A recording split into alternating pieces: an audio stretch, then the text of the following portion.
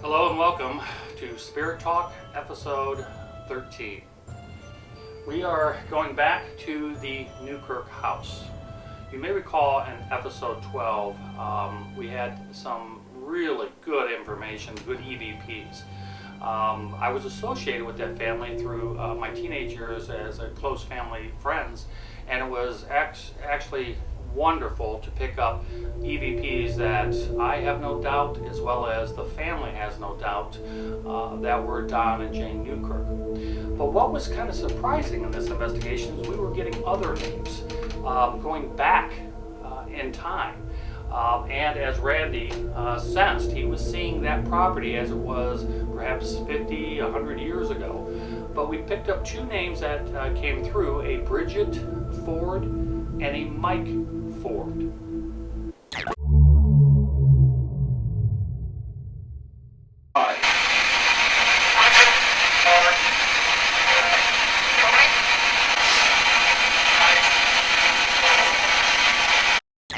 Now, based on this information, Donnie and his wife Heather started doing some research, and lo and behold, what is absolutely amazing is on that property, in that area, there was indeed a Michael Ford and a Bridget Ford. They came from Ireland and settled in the Wakeman Firelands area. Based on this information that these people actually existed, we felt that a follow-up episode to actually visit their grave sites and explore what we're finding actually in archived records of EVPs that we received. There actually were these people. So off to Wakeman St. Mary's Cemetery we go. As you can probably recall from our Shalersville episode, we also picked up some different EVPs. There are different names that we were able to confirm through the University of Akron. That's also part of why we went back on a follow-up with this one. We felt confident about the names being mentioned, so Donnie and his wife did some digging, which turned out to be pretty interesting. Again, why I pick up things from years ago, I have no idea, but it's all starting to fall together on this one, and we're pretty pleased with what we found out. Our guest investigators were Mike Link and Becky Reed. Now, as we pull in the cemetery, kind of a freaky thing that occurred is Randy stopped, but then for whatever reason, now let me pull up a little more. I thought it would be a good idea to just pull the car up out of the way because we were going to be taking some pictures and video of the Ford family plots. So when we pull up and stop, not paying attention at all, we stop the car, we open the door, and right in our face is another family plot with the name Link. Kenneth Link. And Mike was quite taken back by that. Yeah, with Mike's last name being Link, it was the first of his spooky experiences going with us. So that started the tone for the way the rest of the day was going to go. And I think Mike was kind of like freaked out or obsessed with this throughout the entire investigation, which is completely understandable. You know, and weird stuff like this happens. We can't explain it. But we unpacked our gear, and Becky graciously volunteered to film and be the camera person. Now, upon there's a large monument, as you're going to see here. Upon approaching this monument, we get an EVP right off the bat.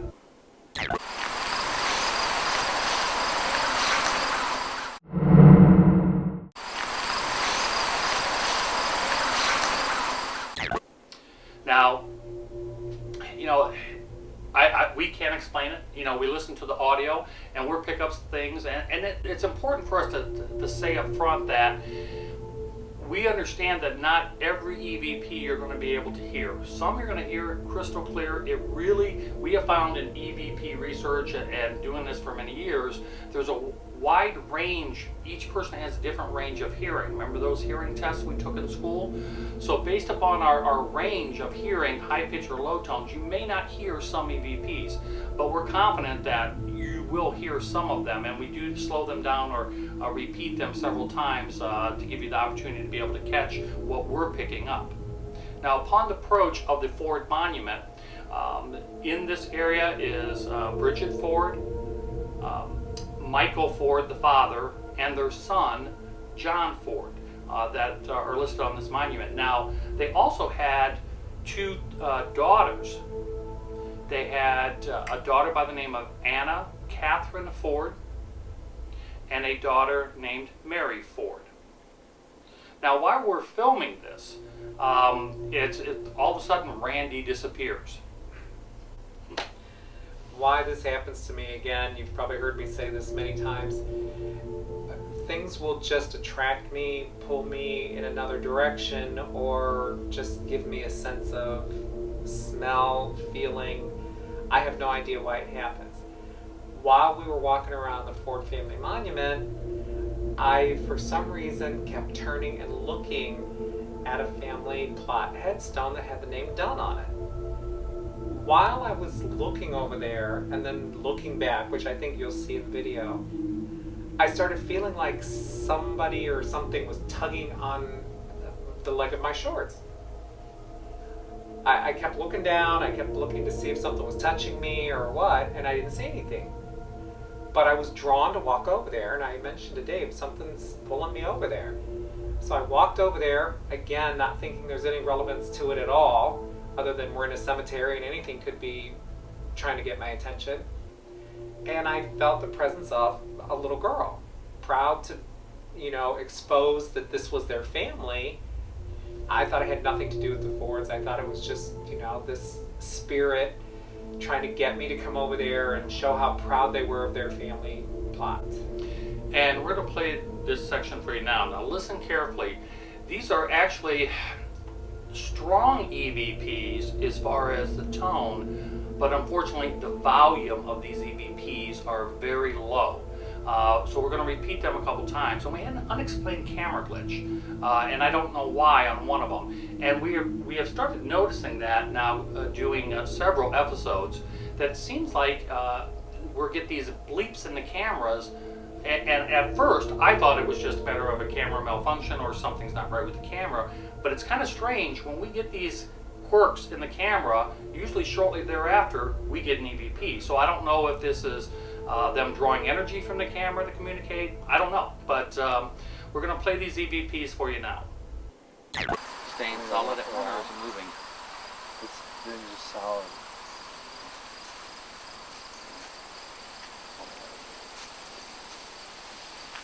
Can you move past this device, make the lights flicker, please? Oh, we're not getting anything. No, there's no power. Hey, Really weird. there's something in here. What's that? Something over here. You picking up something?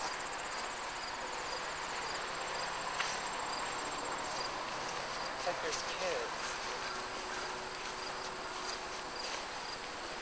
Like they're trying to say, like, this is my family, or they're saying something about kids, and they're... It just says Bridget was right to marry your daughter. It's like a kid. It's like a kid pulling on me, leg and ammo or something.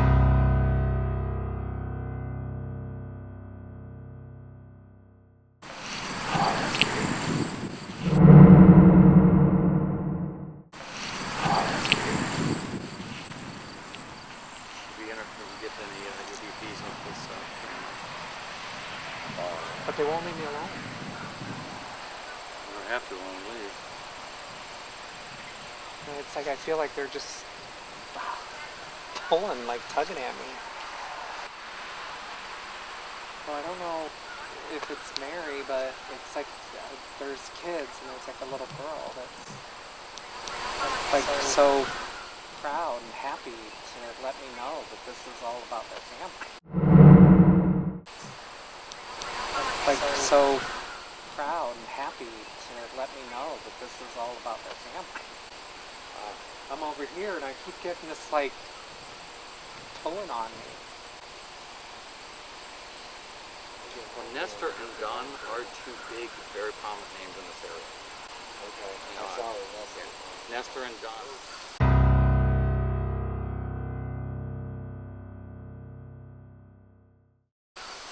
Yeah, I don't know anything about that name. Yeah, I clicked on the price and it was good.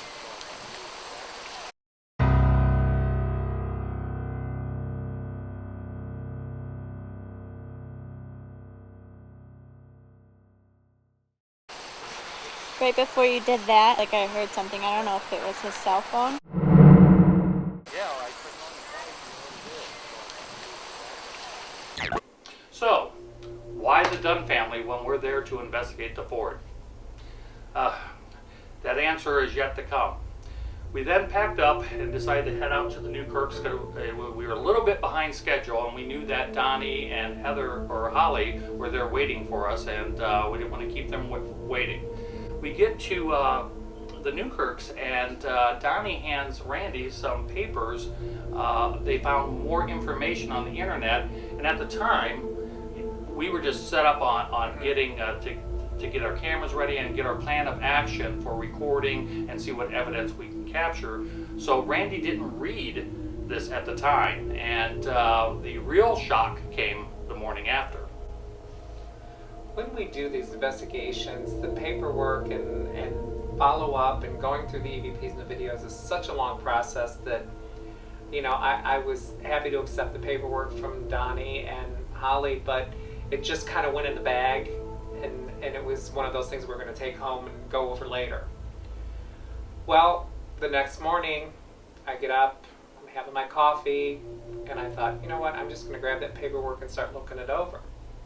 I was shocked when I got down through the bottom part where it started to explain the different family members of the Ford family, and it was really interesting to me to see that their daughter Anna Annie Catherine. had married Thomas Dunn. And you will see in the video, lo and behold, we're over there by the Dunn family, which we weren't going to record at first. We thought, this is just irrelevant. This is just, Randy picking up on another spirit of some sort. But thankfully, Becky kept the camera running, and she followed us over there while I was telling Dave and Mike how I felt, and she filmed the whole thing, including the family stones of each individual family member, and there was a Thomas Dunn. And, as listening to that EVP, as we approach it, you hear a very clear whisper, oh, that's me. It's almost like it was somebody acknowledging that that's his tombstone. Whether that is the case or not, I don't know. After getting settled, we did our normal EMF run in the house. We entered the house, walked through the room. Now, unlike the first time, the first episode 12, the only EMF detection we got was in that kitchen. Initially, it went crazy. If you've watched that, you understand. But from that point on, we had no EMF. When we did our first walkthrough this time, that EMF spiked in several rooms and for quite a while longer.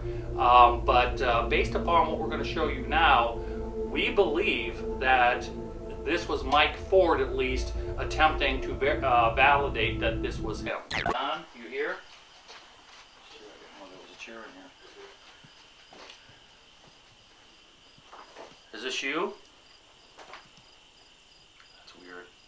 Oh, we're back to nothing. Oh, there. Every time I say that.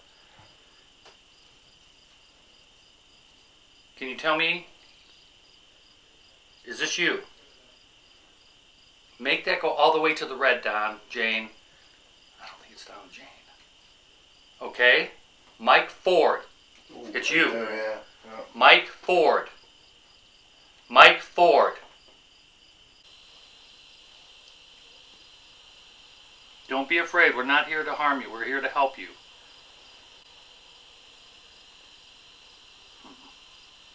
Nothing. Did you hear that? I do. Did you hear something on the mic? Sure do. What was that? Is that outside or inside? Look at that. Is that you? I think that was you, wasn't it? Light that up real quick if that was you. Oh, yeah. You're trying to tell us something, aren't you?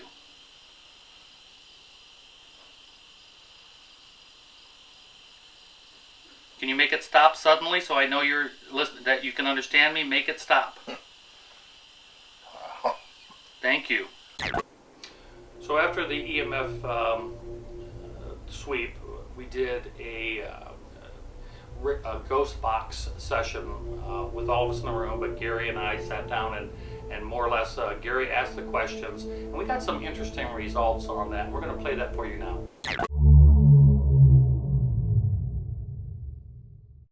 Are you wanting to talk to us now?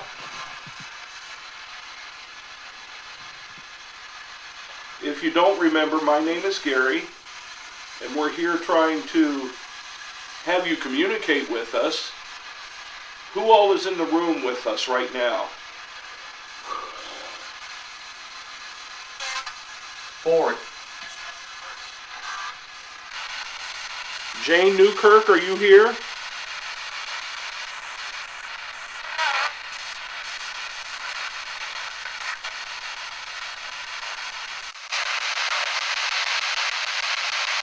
Would you like for us to leave?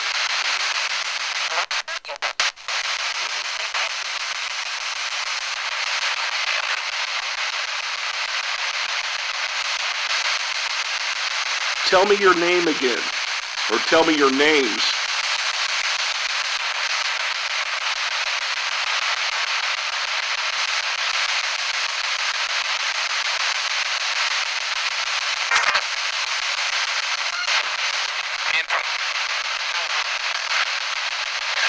Bridget and Anthony?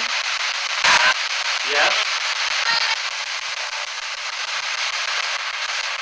We were in the cemetery and we saw your gravestones.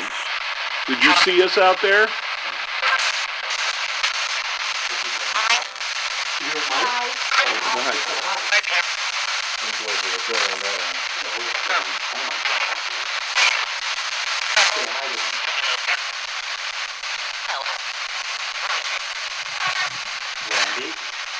Randy's outside. They just said Randy. The woman in the white and the stripes, do you know her name? Can you say her name?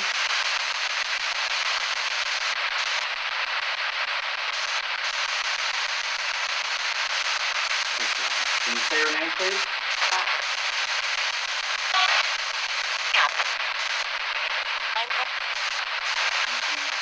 Now, being the newbie and our guest investigator, we thought it would be kind of fun to send Mike in there on his own and see if he was brave enough to do a complete isolation session, which I have to say, he was a champ.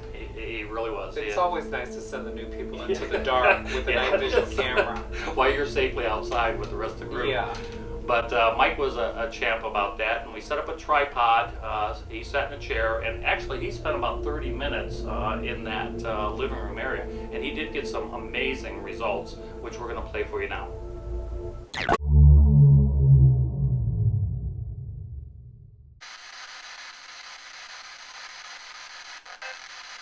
What is my name?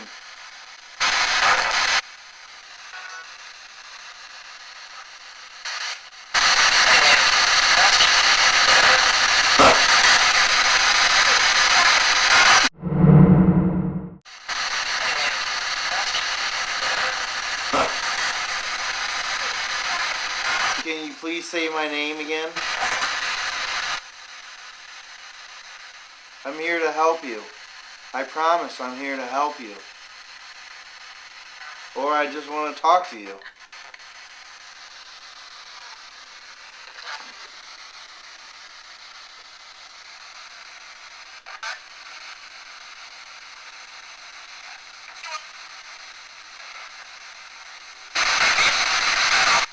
Were you at the cemetery today with us?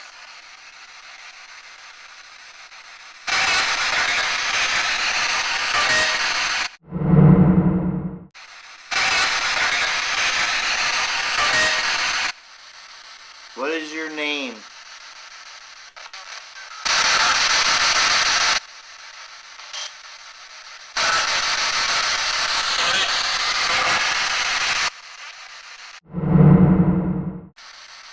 What is your name?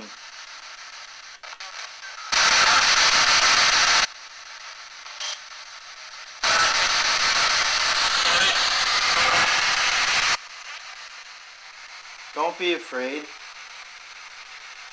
I'm here to help you. I just want to talk.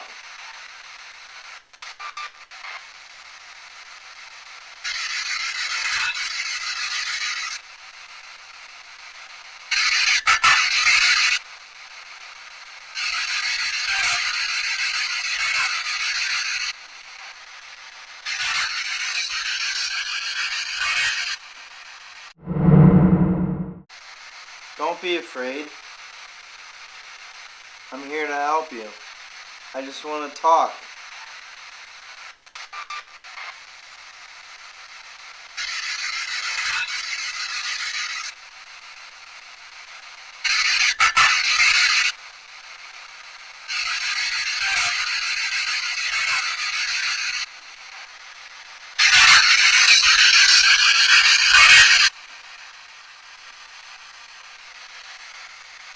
Please talk to me.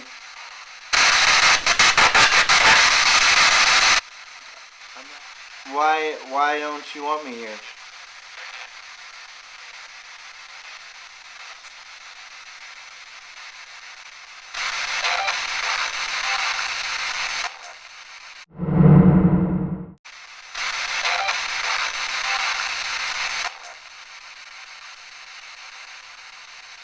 I want to know how I can help you.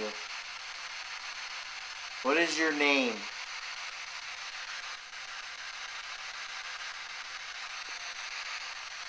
Are we relatives? Outside I heard you say cousin. Is Mike or Bridget there?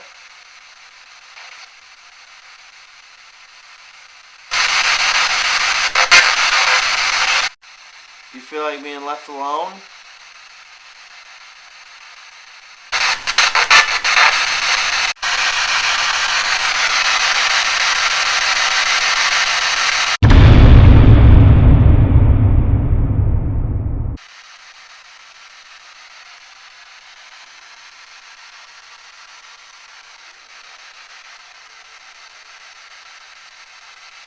So how did you just turn that light on in there?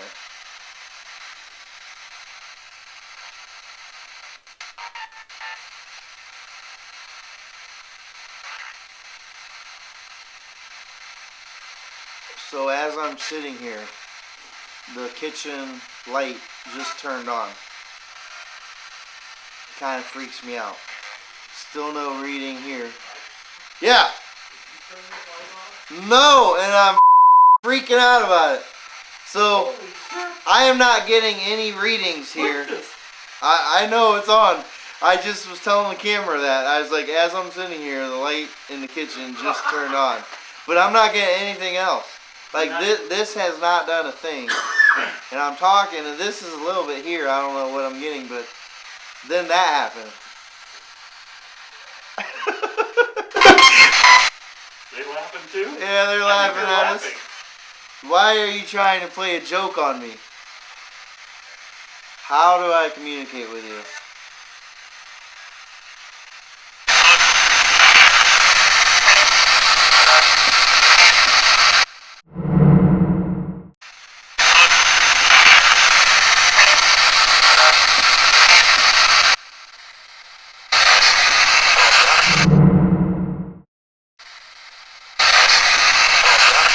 Talk to me.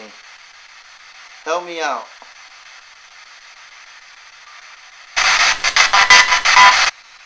Am I all alone in the house?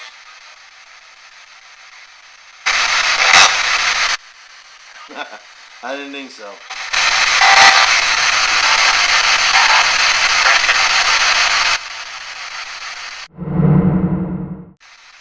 Am I all alone in the house?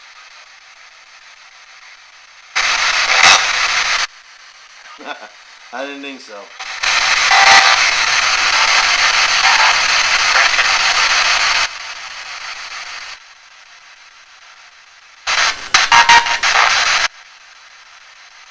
How come you lit up for Dave when he walked in and you won't light up for me? What's the reason? Did you tell me to shut up? The reason? Did you tell me to shut up? What year were you born again?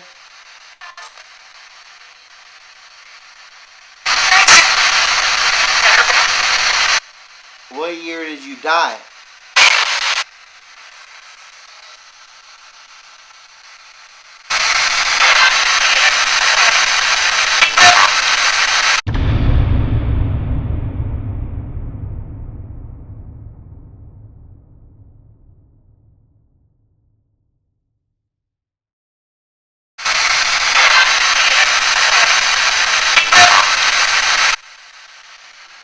Why do you think I am here?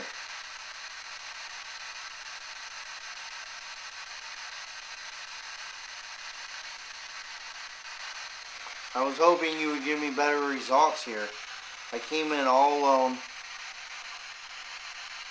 I wanted to be alone with you to talk.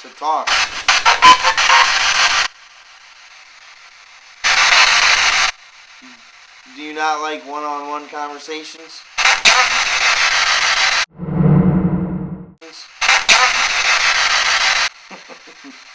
Can you say it? Can you say my name? What is my full name? What is my full name? You need to relocate?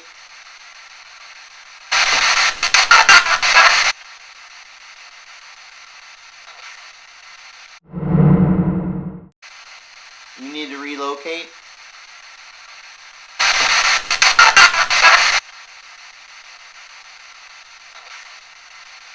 Do you need a new home? Yeah?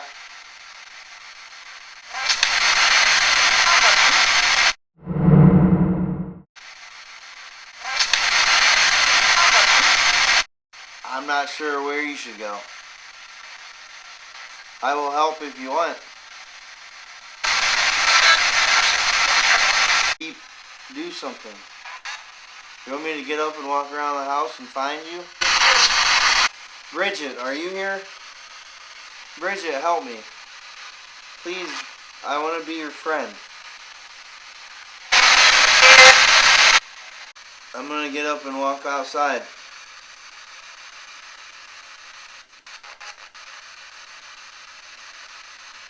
Alright.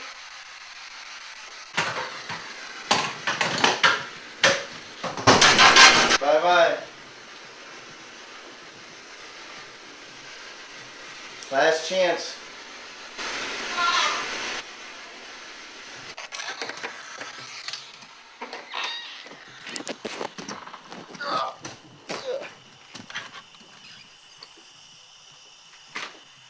They weren't playing with me, really. Yeah, except when they turn on the light. Yeah, well, that part. That's scary shit. As you saw in the previous clip there, the light came on in the kitchen, and we thought that was really cool because Mike thought we were all playing a prank on him when in fact we were all outside in the garage. Right. It was actually Tucker that saw it first, and Tucker said, "Well, I think Mike must be done because the light just came on." And, you know, we're all looking that direction. We see the kitchen light on. You can see clearly into the kitchen. We didn't see any Mike. So at that point, Dave decides to go and check on him. And you saw his response. He was pretty, you know, shocked by it. He thought it was funny. But at the same time, I think he was a little scared, didn't want to say anything. But, you know, as in episode 12, my feeling all along was that there were several spirits in that house. You know, lucky for us, we did have the evidence to prove that the Ford family did in fact live there at one point. And, you know, the new investigating part, we found out that, you know, they were the area. So that, you know, kind of confirmed that what was going on there was actually true. We did do a crossover ceremony. We felt as though a lot of spirits did cross over. So we did do another one, this time with Gary, just to make sure, because the home is going to be destroyed. And, you know, we wanted to feel like, you know, this family was going to be at peace. I think if you know, what's interesting is looking at Mike's, as you saw, we had spirits saying, "Help me, help me go home, help me cross over." You know, so there were spirits there that wanted to go into that light. And Gary, you know, is such a spiritual man, and so well, he performs our closing ceremonies and our prayer so beautifully done. I really hope that many of them were able to cross over.